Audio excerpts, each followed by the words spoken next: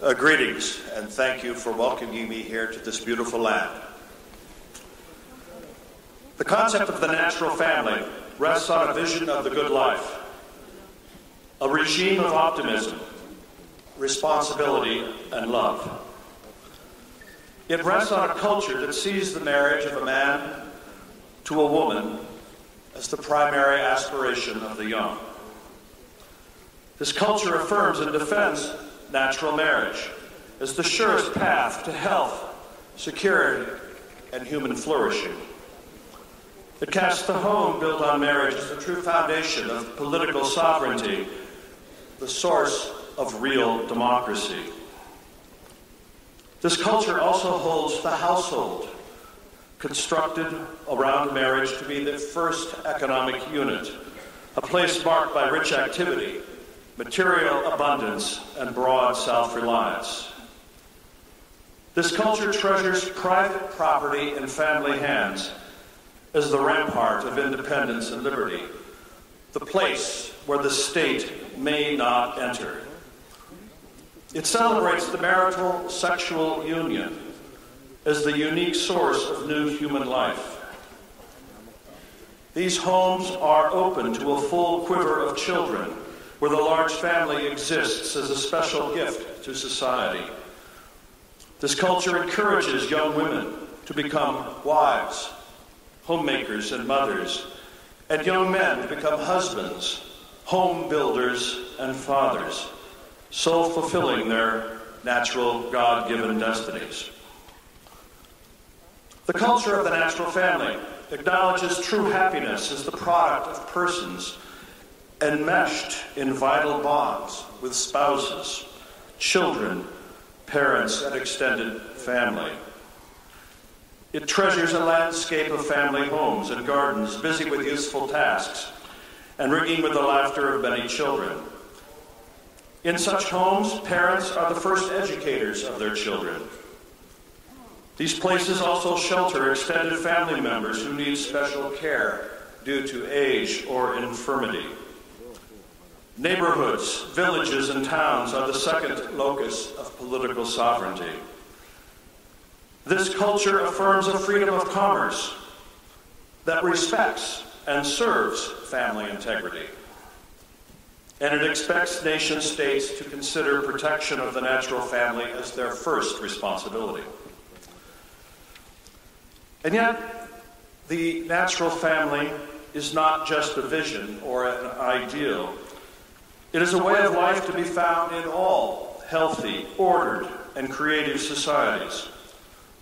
Honest, historical, and anthropological accounts of family systems in the past, from figures such as Edward Westermarck, Pittram Sorokin, Carl Zimmerman, and George Murdoch, to name a few, all find this family model in ages of civilizational progress.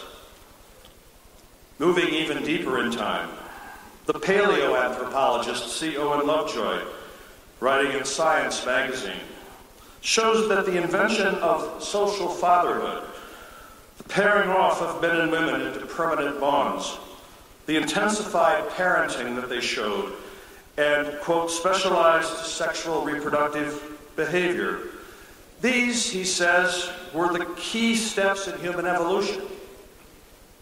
A social change that occurred in his reckoning over 2 million years ago. Indeed, the foundation of this family order, grounded in the bond of the married, procreative couple, is obvious even to its foes.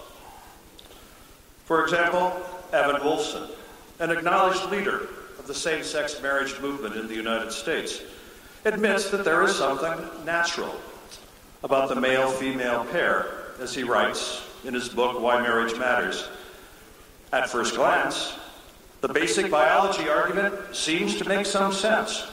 After all, it doesn't take more than a fourth-grade health class education to know that men's and women's bodies, in some sense, complement each other, and that when a man and a woman come together as one flesh, it often leads to procreation.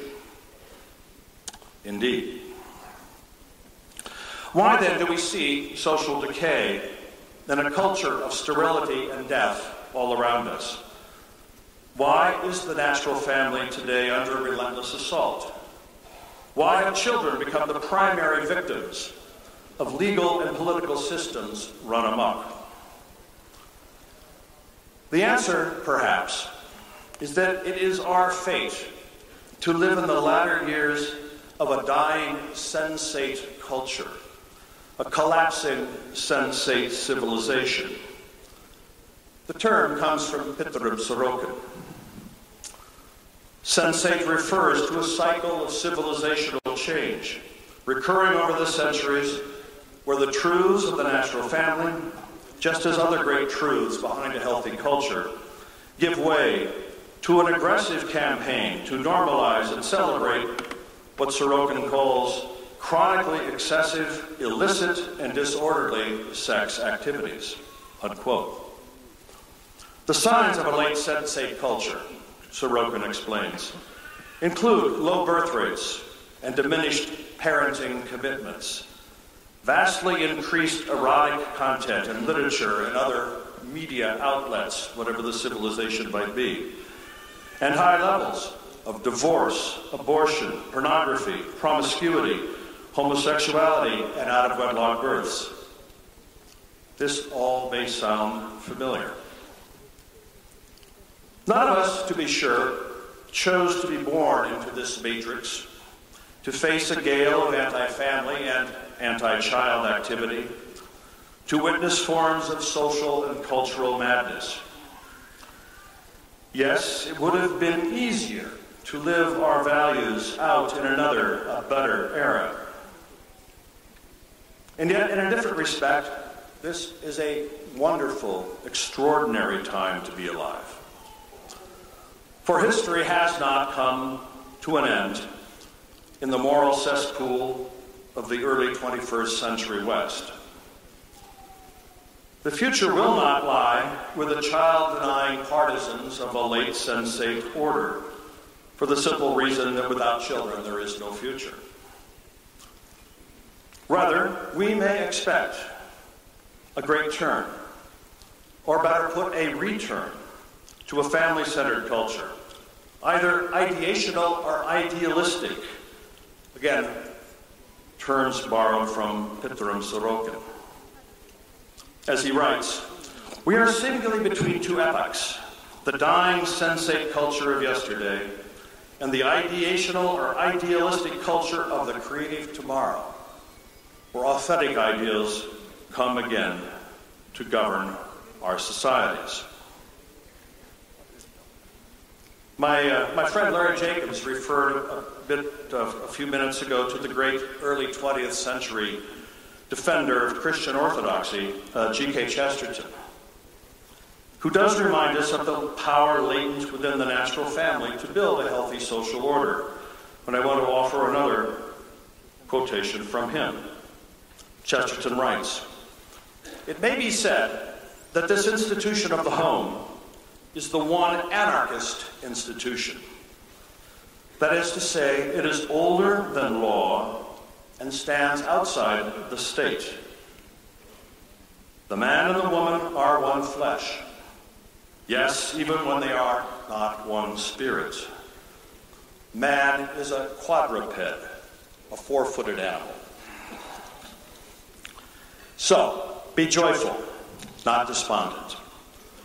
Be hopeful, not despairing. Be forceful in your protection of homes and children, not fearful.